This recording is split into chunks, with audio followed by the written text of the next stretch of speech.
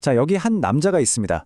죽을 병에서 기적적으로 살아나고 또 엄청난 부와 명예까지 얻었지만 단 한 번의 교만 때문에 모든 걸 잃을 운명에 처한 왕, 바로 히스기야 왕의 이야기입니다. 오늘은 그의 눈부신 승리, 그리고 바로 그 뒤를 이은 치명적인 실수에 대한 이야기를 한번 자세히 파헤쳐 보겠습니다. 인생의 정점에서 내린 딱 한 번의 잘못된 판단. 네, 이 한 문장이 오늘 이야기의 모든 걸 말해준다고 할 수 있겠네요. 이 결정 하나가 어떻게 한 나라의 미래를 통째로 바꿔놓게 되는지 지금부터 그 드라마틱한 과정을 같이 한번 따라가 보시죠. 이야기는 히스기야 왕이 죽을 병에서 그야말로 기적처럼 회복한 직후에 시작됩니다. 이 소문이 온 세상으로 쫙 퍼져나가면서 드디어 아주 먼 나라에서 특별한 손님들이 그를 찾아오게 됩니다. 이 사절단 어디서 왔나 했더니 당시 새롭게 떠오르던 강대국, 바로 바빌론에서 왔습니다. 근데 이들의 방문 목적이 좀 복합적이었어요. 겉으로는 히스기야 왕의 쾌유를 축하하고 또 해가 10도나 뒤로 물러갔다는 그 전무후무한 기적에 대해 물어보려고 온 거였죠. 하지만 진짜 속내는 따로 있었습니다. 당시 최강대국이었던 아시리아에 대항하기 위한 강력한 정치적 동맹을 맺으려는 계산이 깔려 있었던 겁니다. 히스기야는 이들을 보고 엄청나게 기뻐했다고 해요. 근데 그의 기쁨, 과연 어디서 온 걸까요? 단순히 먼 곳에서 온 손님을 환대하는 그런 순수한 마음이 아니었습니다. 성경은 그 근원을 헛된 영광, 다시 말해 교만이었다고 꼬집습니다. 바빌론 같은 강대국이 자신을 찾아왔다는 그 사실에 완전히 도취되었고, 야, 이제 강력한 동맹을 얻었구나 하는 생각에 마음이 한껏 들떴던 거죠. 그리고 이 들뜬 마음은 결국 돌이킬 수 없는 행동으로 이어지고 맙니다. 바로 히스기야의 가장 치명적인 실수, 자기 왕국이 가진 모든 부를 몽땅 과시하기로 한 결정입니다. 그는 사절단을 이끌고 가서 자신의 모든 것을 정말 하나도 남김없이 다 보여줍니다. 은과 금은 물론이고 귀한 향신료와 기름, 심지어는 모든 무기가 보관된 군기고와 군수 창고까지 싹 다 공개해버린 거죠. 사실 이 엄청난 부의 대부분은 얼마 전 기적적으로 물리쳤던 아시리아 군대로부터 얻은 전리품이었거든요. 그러니까 그는 자신의 힘과 부, 그 근원까지 아주 샅샅이 자랑한 셈입니다. 이 구절이 당시 상황을 정말 명확하게 보여주죠. 히스기야는 그야말로 아무것도 숨기지 않았습니다. 그런데 바로 여기에 이 이야기의 비극이 숨어 있습니다. 그가 모든 것을 보여준 이 사람들이 훗날 자신의 나라를 정복하고 그 모든 것을 빼앗아갈 바로 그 장본인들이었다는 거죠. 왕은 스스로 우리 집 털어갈 목록은 이겁니다 하고 친절하게 안내해준 셈이었습니다. 사절단이 떠나고 히스기야가 자신의 위상에 한껏 만족하고 있을 바로 그때 선지자 이사야가 그를 찾아옵니다. 하지만 축하 인사를 건네려 온 게 아니었어요. 왕의 행동을 신문하기 위해 온 것이었습니다.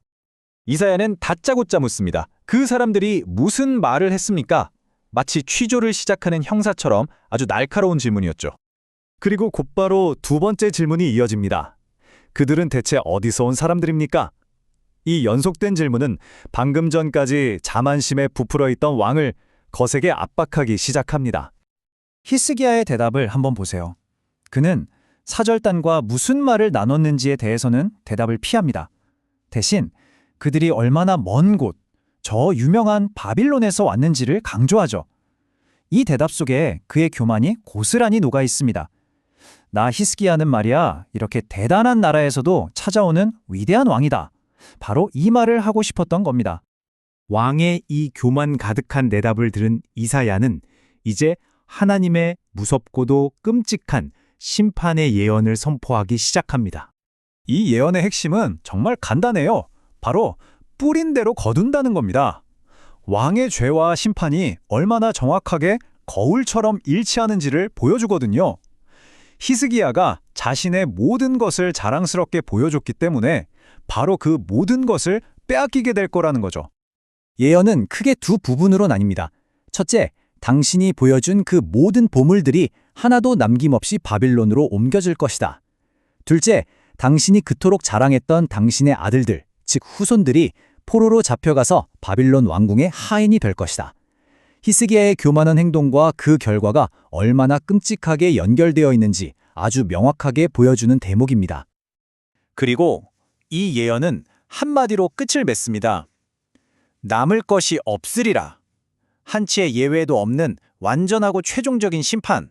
정말 서늘하고 단호한 선언이죠. 자, 이제 이야기의 마지막 부분입니다.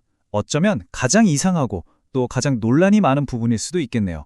이 끔찍한 예언을 들은 히스기야가 과연 어떻게 반응했을까요? 그의 반응은 언뜻 보면 굉장히 경건한 순종처럼 보여요. 하지만 그 속을 자세히 들여다보면 어딘가 좀 불편한 이기심이 느껴지거든요. 과연 이것은 모든 것을 받아들이는 신앙의 자세일까요? 아니면 자기 세대의 안위만을 생각하는 이기적인 안도감일까요? 이 표가 그의 복잡한 심리를 잘 보여주는데요. 그는 먼저 여호와의 말씀이 좋소이다 라고 말합니다. 자신의 죄를 인정하고 그 심판을 받아들이는 듯한 아주 경건한 태도죠. 하지만 이어서 내 생전에는 평안과 진실이 있을 것이라는 말을 덧붙입니다. 이 말은 끔찍한 재앙이 오긴 오지만 적어도 내가 살아있는 동안에는 일어나지 않는다니 천만다행이다 라는 이기적인 안도감으로 해석될 여지가 충분하다는 겁니다. 히스기야의 이야기는 수천 년 전의 일이지만 결국 오늘을 사는 우리에게도 아주 보편적인 질문을 던지고 있습니다. 자신의 성취를 기뻐하는 건강한 자부심과 결국 파멸을 불러오는 위험한 허영심. 그 둘 사이의 아슬아슬한 경계선은 과연 어디에 있는 걸까요?